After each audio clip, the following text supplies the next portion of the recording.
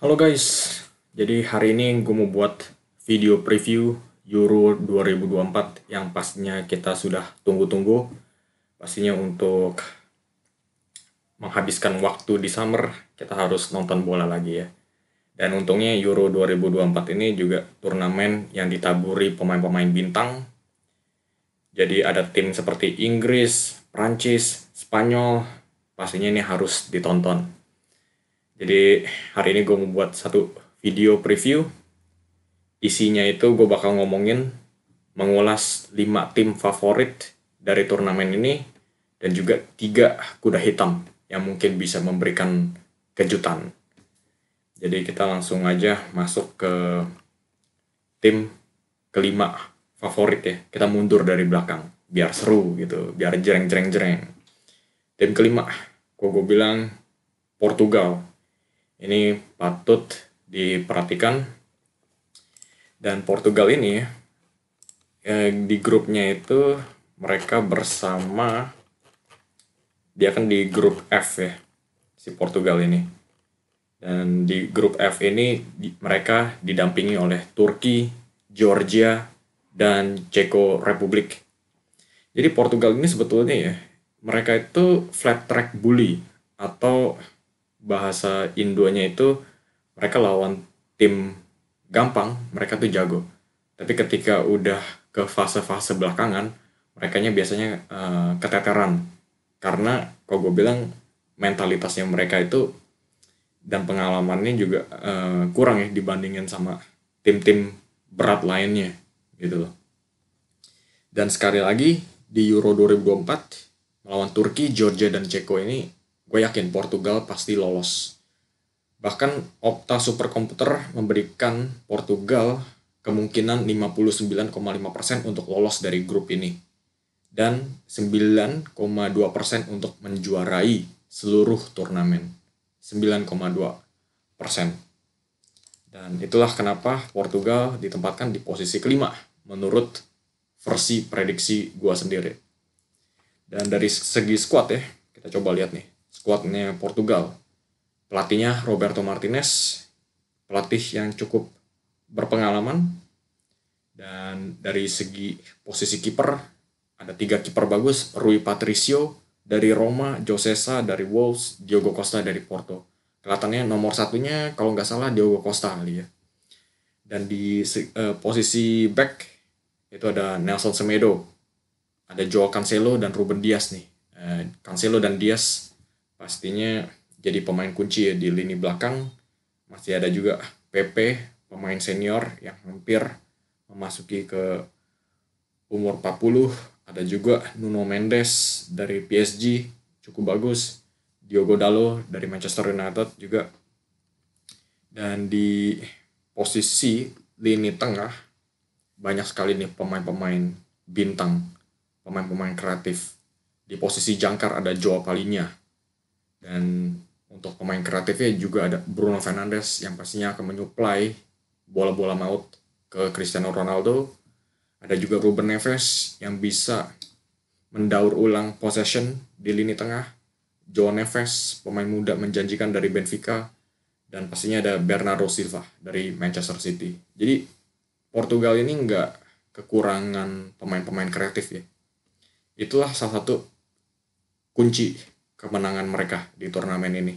Karena kalau mereka bisa menyuplai ke striker maut kayak Cristiano Ronaldo, mereka bisa mencetak gol yang banyak.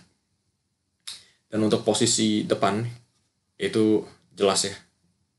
Ada Cristiano Ronaldo yang baru pindah ke Al Nassr.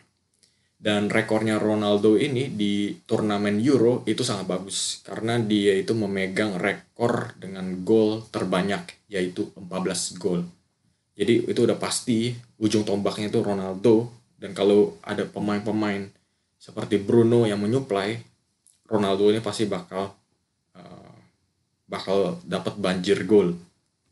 Dan juga di posisi sayapnya itu ada Rafael Leao, ada Pedro Neto. Jadi banyak sekali pemain-pemain cepat ya di sini. Ada juga Joao Felix, pemain kreatif di lini depan. Diogo Jota, satu lagi ujung tombak di lini depan. Jadi Portugal ini sebetulnya nggak bisa dianggap remeh sama sekali. Karena taktiknya si Portugal ini kemungkinan besar ya mengandalkan umpan-umpannya Bruno dan ke Ronaldo. Dan ini adalah X factor. Karena kalau taktik permainannya itu nggak berjalan, mereka tuh harus mengandalkan superstarnya. Dan Portugal ini memiliki beberapa. Jadi di tiap laga, hampir tiap laga, gue menduga Portugal itu akan mendominasi possession. Dan ketika mereka mendapatkan possession, mereka pun juga bisa menciptakan peluang. Dan pastinya akan ada gol dari tim Portugal ini. Jadi sekilas itulah previewnya Portugal, tim kelima favorit, dan kita sekarang masuk ke tim keempat favorit, yaitu Spanyol. Jadi Spanyol ya, mereka itu ada di grup B. Ini adalah grup kematian yang didampingi oleh Italia, Kroasia, dan Albania. Pastinya dua tim tersulitnya itu adalah Kroasia dan Italia. Dan untuk segi squad ya, coba kita lihat Spanyol nih. Sekarang kan dilatih oleh Luis de la Fuente. Posisi kiper utama kalau gue bilang Unai Simon tetap, tapi di belakangnya masih ada David Raya dari Arsenal. Di posisi back itu ada Dani Carvajal ya, mentalitas yang sangat kuat sekali di final kemarin melawan Borussia Dortmund, luar biasa sekali bermain di back kanan. Sekarang akan menjadi back kanan andalannya Spanyol juga. Ada Pau Cubarsí dari Barcelona, ada Alex Grimaldo dari Bayer Leverkusen, sangat sukses. Dan sangat menarik nih si Grimaldo ini, karena Grimaldo itu back kiri tapi seringkali bisa nongol di kotak penalti lawan. Sangat agresif. Dan di posisi lini tengah mungkin ini agak ada sedikit kekurangan ya. Mungkin ini kelemahannya Spanyol. Karena yang gue lihat ya, andalannya itu cuma Rodri dan Pedri dari Barcelona. Dan ada pemain-pemain suportif ya, seperti Martin Zubimendi, Alex Baena, dan Marcos Llorente. Tapi masih belum sekelas Rodri dan juga Pedri, kalau gue bilang sih. Di lini depan ini juga kurang meyakinkan karena ujung tombaknya itu si Alvaro Morata. Masih ada Dani Olmo, Ferran Torres, dan juga pemain muda Lamine Yamal. Tapi untuk tim sebesar Spanyol ya, gue masih menginginkan satu striker tajam gitu. Mungkin memang dari segi status mereka itu nggak sebagus tim zaman dulu ya, zamannya Xavi, Iniesta, David Villa, Fernando Torres gitu. Tapi ya Spain masih ada pemain-pemain berkualitas seperti Rodri dan juga Grimaldo. Kalau gue bilang taktiknya mereka masih menjalankan taktik possession ya, mencoba untuk mendominasi possession. Tapi yang gue lihat di Piala Dunia 2022 itu mereka sering kali banyak possession tapi nggak ada killer instinct, nggak ada yang bisa melepaskan bola-bola terobosan. Dan ketika dapat chance, strikernya itu juga nggak begitu bagus. Dan tim favorit ketiga nih, yaitu Jerman. Jerman adalah tim tuan rumah, dan di grup A mereka didampingi oleh Skotlandia, Hungaria, dan Swiss. Dan Jerman pastinya favorit untuk lolos dari fase grup. Dan untuk segi squad, mereka dilatih oleh Julian Nagelsmann ya, pelatih muda yang menjanjikan, yang baru dipecat oleh Bayern Munchen, tapi dia langsung dipercaya langsung menangani Jerman. Kipernya ada Manuel Neuer, juga bisa dilapisi oleh Ter Stegen. Backnya ada Antonio Rudiger, Jonathan Tah di posisi tengah. Ya, mereka berdua sama-sama sukses bersama Real Madrid dan Bayer Leverkusen. Ada juga Maximilian Mittelstadt, back kirinya mereka, yang bisa beroperasi sebagai inverted fullback. Berguna sekali buat Nagelsmann yang menggunakan formasi inverted fullback. Ada juga di back kanan ada Joshua Kimmich, sama juga perannya inverted fullback. Di lini tengah jadi si Nagelsmann ini pakai formasi 4-3-2-1. Nah, 3 midfieldnya ini mungkin ya, 2 midfieldnya Ilkay Gundogan dan juga Toni Kroos. Satu lagi nggak tahu siapa ya. Itu tergantungnya si Nagelsmann sendiri. Tapi yang khususnya itu adalah 2 nomor 10-nya nih. Karena dengan formasi 4-3-2-1 ada 2 nomor 10. Jamal Musiala dan Florian Wirtz. Ini 2 pemain muda yang sangat luar biasa sekali. Dan posisi striker yaitu Kai Havertz. Jadi dari segi kreatif ya, Jerman itu nggak kalah dari tim-tim besar lainnya. Tapi kalau gue lihat, ya Kai Havertz memang cukup sukses ya bersama Arsenal gitu ya. Tapi apakah bisa diandalkan sebagai striker tertajam mereka? Gitu. Dan ada beberapa pertanyaan juga dari lini belakangnya mereka. Dan sebetulnya Jerman ini segi kualitasnya itu cukup bagus. Dan mereka itu juga didukung dari home support ya. Mereka sebagai tim tuan rumah harus diperhatikan. Tapi banyak sekali nih pemain-pemain yang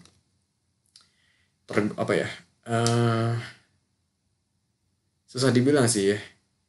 Nggak sebagus dengan tim Piala Dunia 2014. Mungkin bisa diistilahkan begitu loh. Ekspektasinya Jerman itu memang setinggi itu. Tapi kalau dibandingkan dengan sekarang, sekarang ini memang masih jauh sekali ya. Dan sekarang kita langsung aja masuk ke tim kedua favorit. Nih, jereng. Gue pilihnya adalah Inggris. Coba kita lihat grupnya Inggris itu ada siapa aja.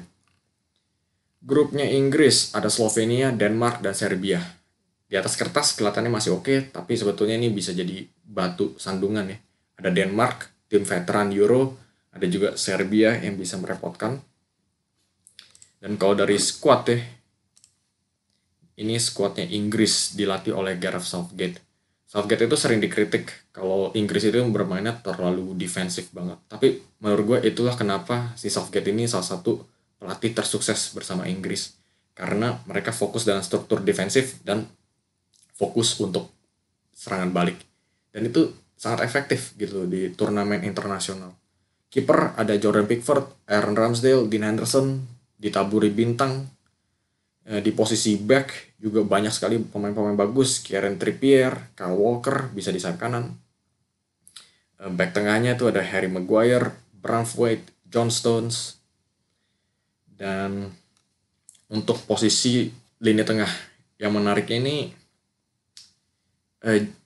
Trent Alexander-Arnold dijadikan posisi midfielder. Kelihatannya Southgate itu suka mainin Trent itu di lini tengah.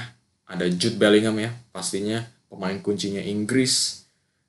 Gol-golnya, asis-asisnya, dan dribblenya pasti ditunggu. Ada Declan Rice, pelapis lini tengah. Ada juga Kobbie Mainoo kalau mereka membutuhkan satu pemain kreatif di lini tengah.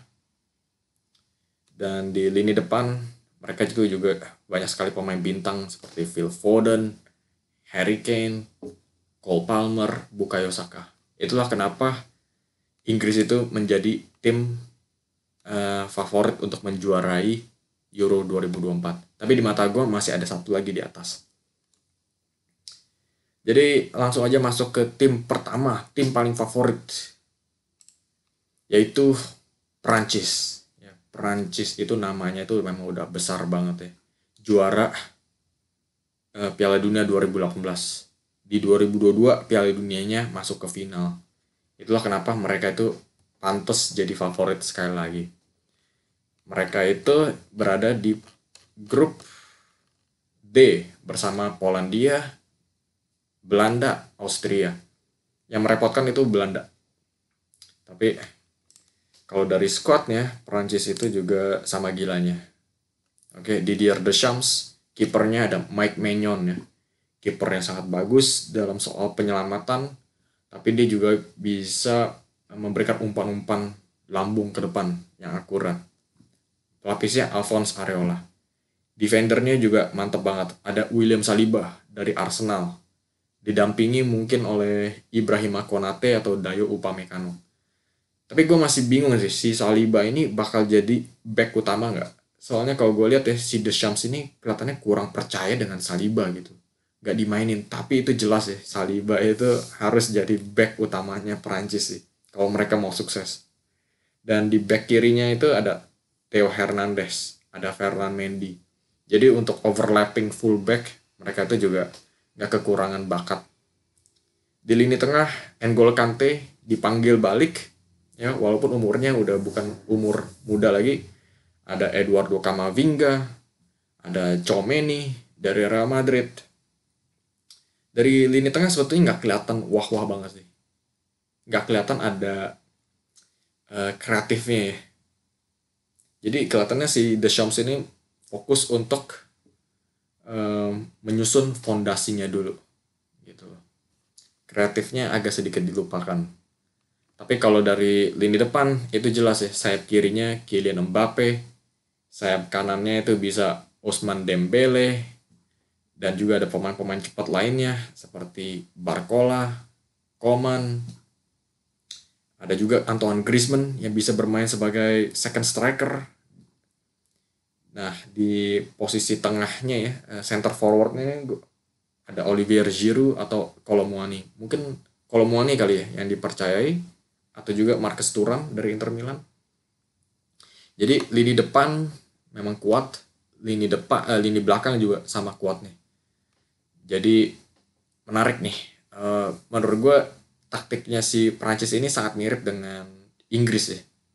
Dan menariknya mereka adalah dua tim favorit. Mereka tuh fokus dengan pondasi dan struktur defensif mereka, dan mereka juga bisa melepaskan serangan-serangan balik dengan pemain-pemain kilatnya di depan. Gitu. Jadi itulah 5 tim favorit Euro 2024. Dan sekarang kita langsung aja masuk ke kuda hitam. Ada 3 tim. Salah satunya adalah tim Belanda, tim yang sangat menyerang sekali. Karena di kualifikasi mereka udah mencetak 65 gol dalam 39 laga. Ini adalah rekor terbanyak ya untuk seluruh tim di turnamen kali ini. Dan mereka itu ada pemain-pemain bintang. Di lini belakang ada Van Dijk, Nathan Ake, ada Jeremy Frimpong.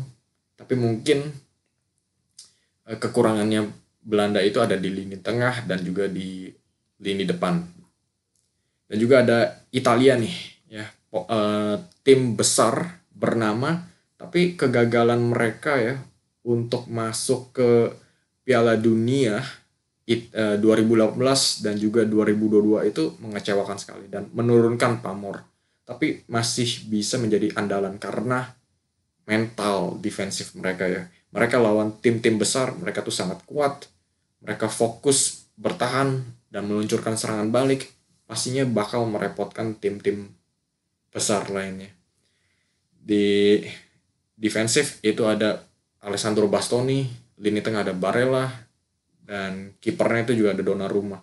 Jadi kelihatannya memang di lini depan mungkin gak sebagus dengan tim-tim lain, tapi mereka itu masih ada mental defensifnya mereka gitu. Dan tim ketiga underdog ya, yaitu Belgium. Sayangnya si Thibaut Courtois itu cedera, jadi nggak bisa dimasukin ke squad. Tapi mereka masih ada squad yang cukup bagus ya. Dilatih oleh Domenico Tedesco yang umurnya kira-kira juga sama kayak si Julian Nagelsmann ini. Masih ada Kevin De Bruyne, Yuri Tielemans yang menjadi supportnya De Bruyne, dan di posisi striker itu ada Romelu Lukaku. Jadi pastinya andalannya De Bruyne bisa menyuplai ke Lukaku. Dan juga ada pemain sayap Jeremy Doku, Manchester City, Leandro Trossard. Jadi ada beberapa pemain bintang yang bisa merepotkan begitu. Cuma masalahnya Belgia ini ya, yaitu adalah kerjasamanya. Mereka tuh kurang kompak dan pondasinya tuh sering goyah gitu di lini tengah. Kayaknya terlalu menyerang, terlalu agresif, dan ketika diserang defendernya pun juga nggak ada defender yang berkelas dunia begitu.